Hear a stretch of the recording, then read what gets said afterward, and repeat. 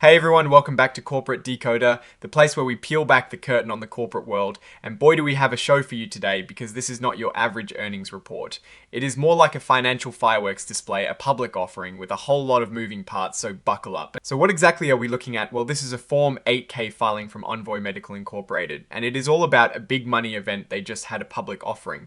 Think of it as selling new pieces of the company to investors to raise cash. This filing tells us all the important details about this deal. Envoy Medical Inc. or Envoy Medical Incorporated, as we should probably say, it is announcing a pretty significant event, a best efforts public offering.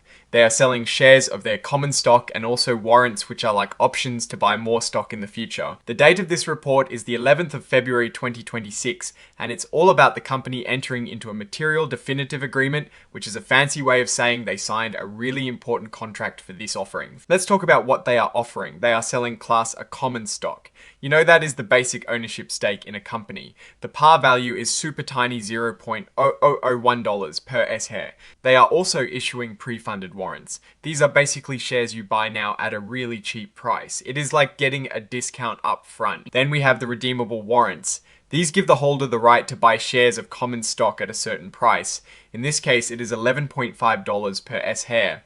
These are an important part of how they made this offering attractive to investors. Now, this offering is not small potatoes. They are offering a massive number of shares and warrants. We are talking about 47,946,150 shares, plus 27,053,850 pre-funded warrants. On top of that, there are 45 million Series A1 warrants and 75 million Series A2 warrants. That's a whole lot of potential ownership being offered. The price for all this action is set at $0.4 per S-share or $0.3999 for those pre-funded warrants.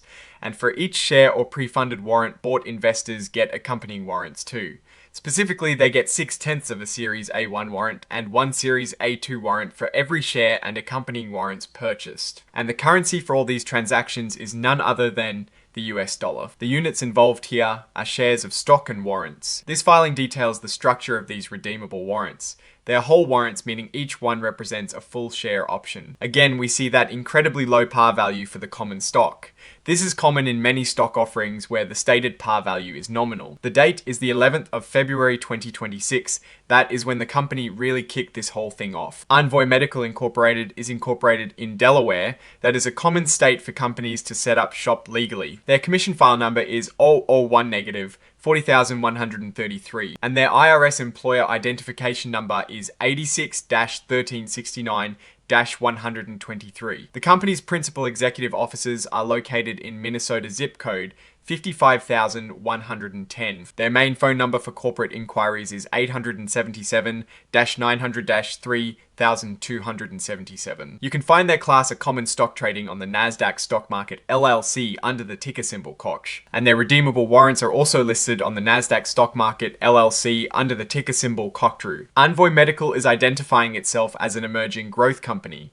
This means they get some flexibility with reporting requirements to help them grow. So this is all about a public offering. The company entered into a securities purchase agreement on the 11th of February 2026 with certain investors for this offering. And get this, some company insiders also participated. This includes directors and officers who bought shares along with accompanying warrants. Even a major beneficial owner purchased a significant chunk.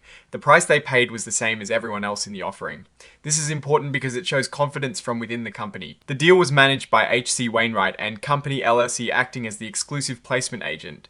They had an engagement letter that was amended several times leading up to this date. The actual closing of this offering, the point where all the money and shares officially changed hands, happened on the 12th of February 2026. Let's talk about those pre-funded warrants again. They are exercisable for 1 share of common stock at a ridiculously low price of just $0.0001 per S-share.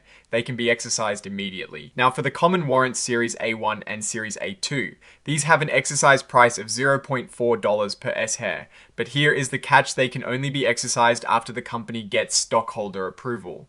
That is right, they need the owners of the company, that is you, if you own stock, to give the thumbs up for these warrants to become exercisable. The company has promised to ask for this approval within 90 days of the offering closing. If they don't get it at the first meeting, they have to keep scheduling meetings every 90 days until they do, or until the warrants expire. This is a pretty standard way to handle situations where issuing more shares might dilute existing shareholders too much. The Series A1 warrants have an expiration date linked to 2 years from when they are first exercised, or 30 days after something called milestone 1 is achieved. The Series A2 warrants have a longer lifespan. They expire 5 years from the initial exercise date, or 30 days after milestone 2 is achieved. So what are these milestones? Milestone 1 is when the company announces they have submitted their pre-market approval application to the FDA for their acclaimed CI device. This is a big step in getting a new medical product to market. Milestone 2 is even bigger. It is when the FDA actually approves the marketing of their acclaimed CI device. This is the home run for this particular product. There is also a cashless exercise option for these warrants. This means investors might be able to exercise their warrants without actually paying cash if certain conditions are met related to the registration of shares. And here is a really important limitation called the beneficial ownership limitation. Holders of warrants cannot exercise them if it would mean they own more than 4.99% or 9.99% of the company's outstanding common stock after the exercise. This is to prevent any single investor from gaining too much control through these warrants alone. So how much money did they raise? The gross proceeds from this offering before expenses were about $30 million. That is a significant amount of capital. And that is not all. If all the warrants are exercised for cash, the company could potentially bring in another $48 million. Of course, there is no guarantee that any of these warrants will actually be exercised. What will they do with this money? They plan to use it for working capital and general corporate purposes. Specifically, it will help fund their operations as they conduct their pivotal clinical study for the acclaimed CI device. This means a big chunk of this money is going directly into developing and getting their main product approved. As part of the deal, the company has agreed to a lock-up period. They won't issue any new shares or similar securities for 60 days after the closing date. This prevents them from flooding the market with more stock right after the offering. Now about that placement agent, H.C. Wainwright, they are getting paid a fee. This fee is 7% of the aggregate gross proceeds from the offering. So out of that $30 million, they get a cool 7%. On top of the cash fee, Wainwright will also receive warrants. These are called placement agent warrants, and they can be used to buy up to 375,000 shares of common stock.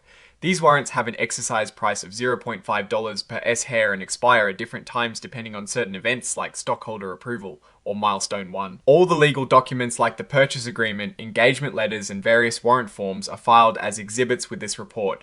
You can find them if you want to dive even deeper into the fine print. The company also issued a press release on the 12th of February 2026 to announce the closing of this offering, which is also included as an exhibit. And finally, signing off on this report is Brent T. Lucas, the Chief Executive Officer of Envoy Medical Inc. on the 13th of February 2026. So what is the big takeaway here? Envoy Medical Inc. just raised a substantial amount of money through a public offering. This capital is crucial for their clinical studies and moving their acclaimed CI device forward. The structure of the offering with shares and various types of warrants is designed to attract investors by offering potential upside through the warrants. The fact that insiders participated shows some internal confidence, which is a good sign. However, the success of this funding is heavily tied to achieving regulatory milestones with the FDA. If the acclaimed CI device gets approved, the warrants could become very valuable and the company would be in a much stronger financial position. The risks are clear though. FDA approval is never guaranteed and the company needs to execute flawlessly to get there. It is a high stakes game for Envoy Medical and this offering is a significant bet on their future. Alright, that's our breakdown of Envoy Medical's latest filing. What is your take on these numbers and what they signal for the company's future? Do you think the acclaimed CI device will get FDA approval? Drop your thoughts in the comments. If this analysis was valuable, hitting that like button really helps. And subscribe for more deep dives. Don't forget to check out the Discord in the description. Thanks for watching. See you next time.